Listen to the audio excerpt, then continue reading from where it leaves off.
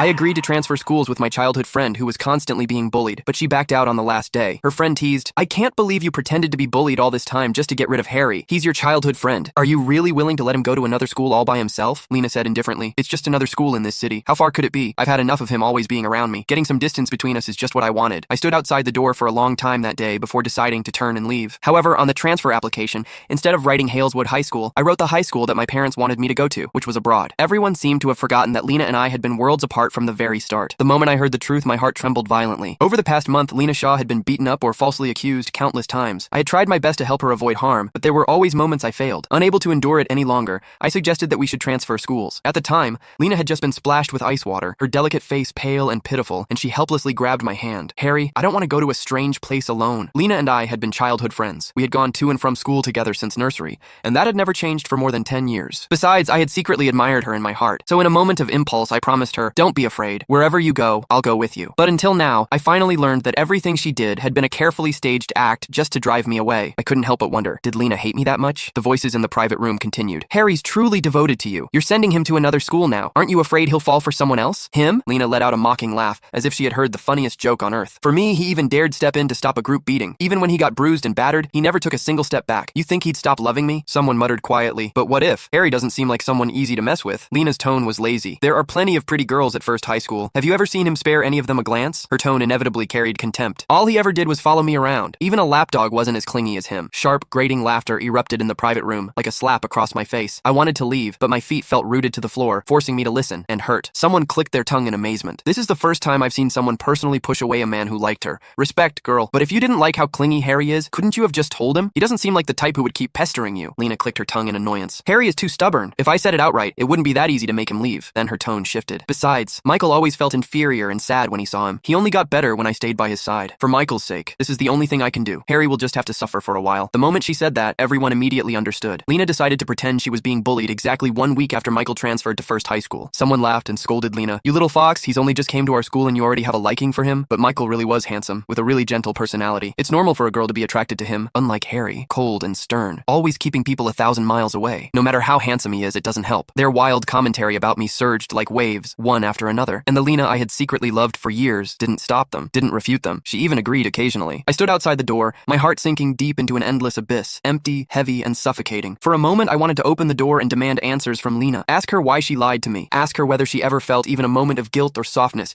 watching me get beaten while protecting her. Ask her if she ever thought about our more than 10 years of friendship before doing all this. But in the end, my mother's voice echoed in my ears. "Don't do unnecessary things. A person wouldn't change overnight." I turned to click the link in my bio to get the full story for free.